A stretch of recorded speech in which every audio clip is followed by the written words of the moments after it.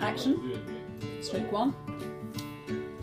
Right, hello friends, at last we meet again. I wanted to tell you how I make a picnic for the family. So first of all, you need a base. You need something to put all your utensils on. But a nice big flat surface, which I have found in the oven.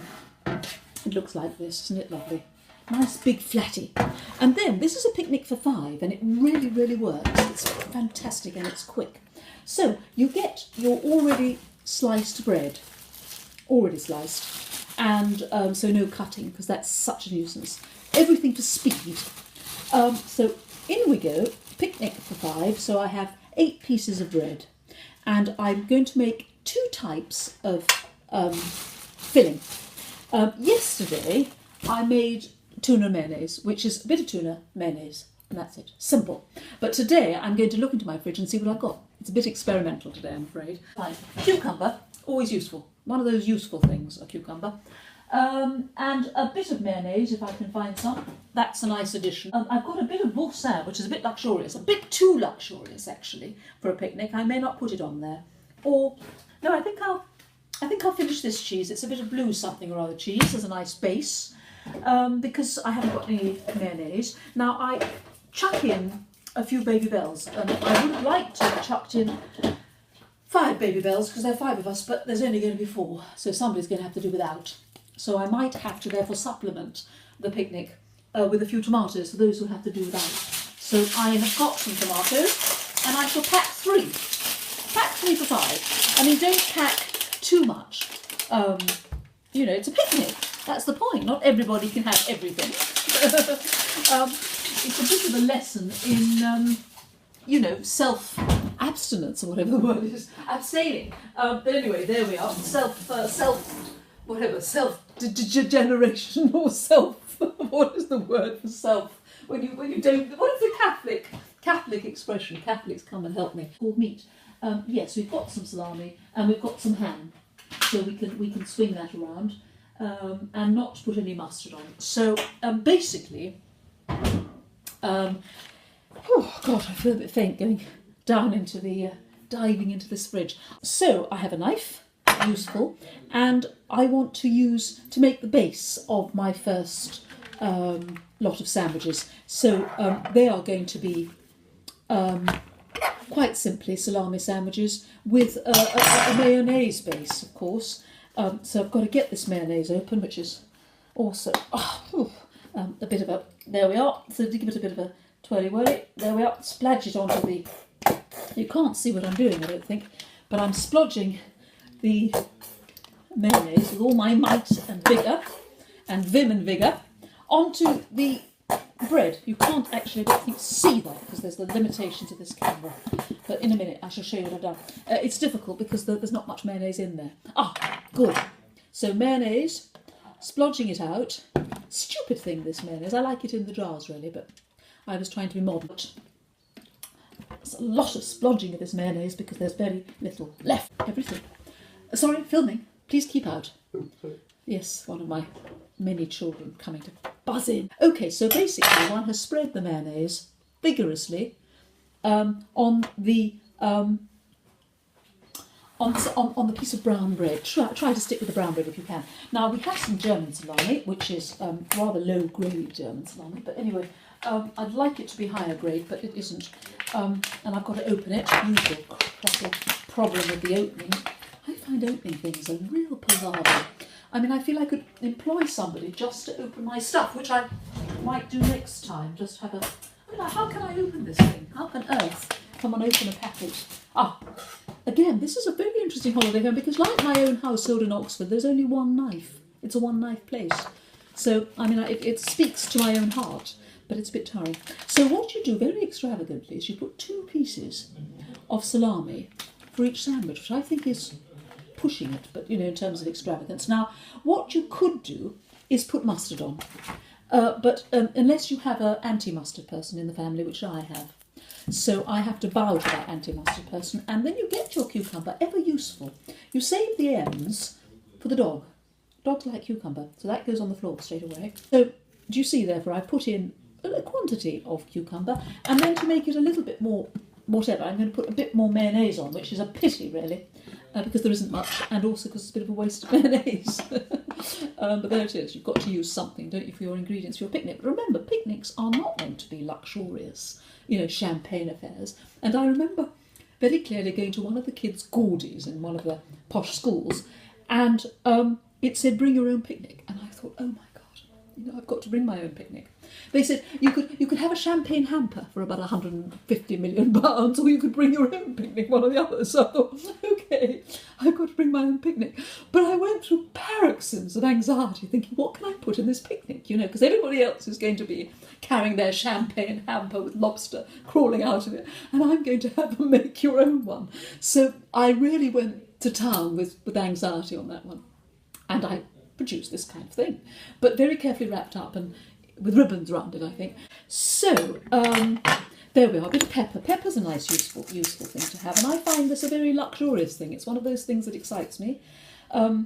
Yes, because it goes round and round and twists and twirls, and the idea of a luxurious pepper pot like this, good. The idea of pepper, I don't remember pepper in my childhood. I really don't. I don't even remember salt. Must have been some, but I don't remember those things. You look back on your childhood and think, what do I remember? Don't remember that. I remember going for picnics. And I remember sitting by the sea with my darling mother, who would be wearing a kind of tent. She'd had 6 children, had a lovely figure, but she still would go to the sea wearing a kind of tent. It was a sort of swimming costume, and it had a sort of massive skirt there and a kind of thing that went round. So Mummy would sit on the beach in her tent, and then Miss Hutter would change into her swimming costume underneath a kind of tent, a sort of tent that she sort of put on, and then she used to change into it, and there was all sorts of gyrations. Do you remember those days? Those are the days before nudity came to power. So I do remember picnics with Mummy, sitting there, my darling mother, and she was a very beautiful woman. My mother was one of 12, she had 6, I've had 3, and I'm terrified I only get 1.5 grandchildren, because, it goes down like that. But hope springs, doesn't it? Not too eternal, but it does spring. So some more cucumber onto that very simple sandwich. And another secret about sandwiches, I find, is cutting them very, very, with great deal of emotion. See if I can show you this, because you will want to know this. You've got your lovely filled sandwich, you see it there, it's got the salami and it's got the beautiful cucumber in it. Try to show it to you. And basically when you cut it in such a way that you go very, very slowly down, and you cut it right in the middle. And for me, for somebody who's not really very good with position, direction, weights, it's quite a challenge, and it's quite exciting for me when I come out with something which looks pretty damn perfect. But look at it. Look at the perfection of that. I mean, it's amazing. And I find that an achievement. I'm mid-50s, very boring age. Oh, I used the B word. But it's a shocking age. You don't become a butterfly. There was a friend of mine who said that you do become a butterfly, but I thought one might become a butterfly. At 50, I certainly wasn't a butterfly. And one of my earliest memories is of a squashed picnic. And I had a picnic bag, a rather dramatic bag, a nice cloth one, and Mummy had given me lots of plums, and I sat in the front of the bus, and unfortunately I also sat on top of my picnic. So there you are, you've got your 4 sandwiches made out of 4 pieces of bread, but I mean that's sort of, I'm hopeless at numbers, but you know what I mean. But that's not the end of a picnic, because of course there are 5 people to feed, and 2 of them are boys. So they do eat more, and no matter how equal we all are, and of course we're equal, brains are fantastically equal, if not, female brain is absolutely fantastic. The things the female has to think of in the ant community, for example. So the next step is to get your cheese. We're going to do a cheesy one. It is a bit cheesy. I wonder if I should just mix up a few cheeses. There we are. So I've got this bit of spready cheese. I'm going to open that up for you. It's nice and spready, and it's a bit too luxurious actually, this one, but I'm just going to have a splurge because we're on telly. Put a bit of spready. So you've got your cheese, and you're spreading it therefore onto the piece of bread. Just doing a bit of spreading. Oh, that is nice. That's a bit snacky. Oh, that's a bit too nice. And anyway, this is quite difficult actually, because it doesn't want to spread. So it's probably better for you to have a bit slightly more spreadable stuff in this, but it will taste nice. So what do you have? You either have taste or you have spread. Can't have both. So what you do is you cut some more of these fantastic cucumbers, I mean, they're made of nothing, but they're water, aren't they? Put some more cucumbers onto the bread. And then you put the blue cheese on top. So the cucumber gives it a lovely, lushy, crunchy sort of thing, which you don't get if you put soggy lettuce leaves in. So that's really why I use cucumber, not lettuce leaves. And of course, one never uses tomatoes inside, because if you put a tomato in, you've got sog. And there's nothing worse at a picnic than sog, you know. So we're now putting blue cheese on. It's a bit of, this is gunge to the last iota. It's a very gungy picnic. Just put it on like this. Don't bother to spread again, because honestly, you've done enough spreading. If I might be so bold as to hold it up lovingly, you've got your spread that doesn't spread, you've got your cucumber and a bit of gunge. Because of course, you put gunge into a sandwich, it will spread of its own accord.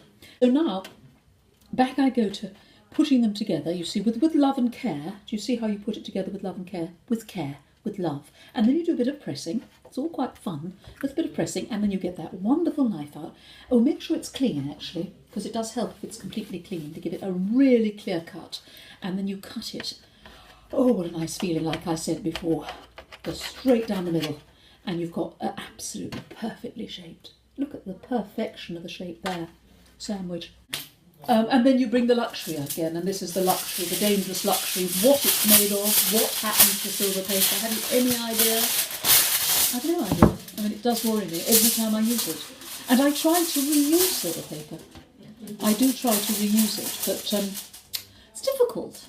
You know, there's certain things you can't reuse, and one of those is silver paper. I mean, somebody out there might have a solution, so please do tell me.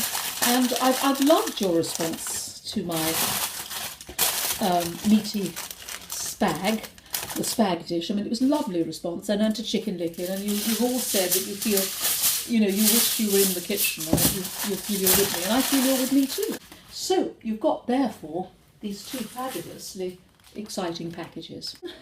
What do you want to do to add, to sort of make it, spice it up a bit luxurious? Now, if you're very lucky and you've had a son who's just gone to Scotland, you'll get a bit of this. So we've got some of this, shortbread. That's a treat. So you always take a treat with you, one treat. And then you look around for some fruit. And you find, if you're lucky, strawberries or grapes. By the way, I forgot to put ham in. I always forget something. I had an extra ingredient and I've completely forgotten about it, but we'll have ham sandwiches tomorrow.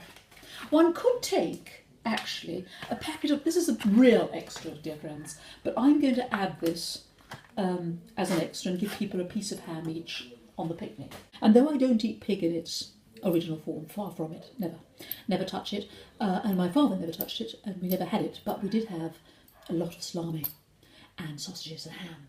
So we sort of grade, we're sort of semi-kosher, if you know what I mean, in terms of the pig. Can't give up.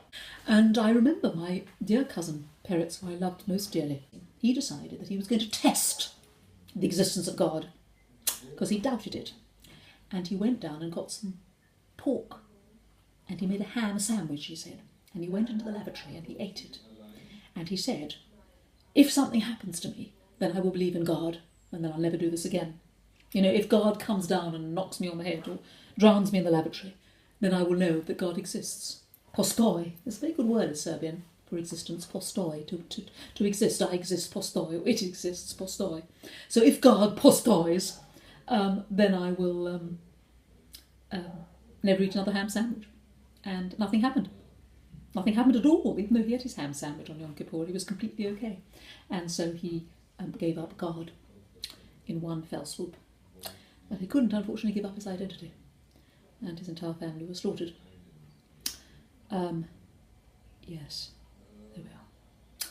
But he escaped, perhaps because he did eat that pork sandwich. Having said that, in this late post-butterfly age, I can't swallow much ham, so I have to chew it very, very slowly. So there you are. You've got your perfect picnic, and you find a nice little bag to put it in. That's another important thing, is put it in a nice bag to make it pretty. Make your picnic nice, make it pleasurable. Take a couple of kitchen towel bits and pieces, just in case somebody spills a tomato or squashes a strawberry, or sits on a strawberry for that matter, and enjoy your day. Thank you for listening.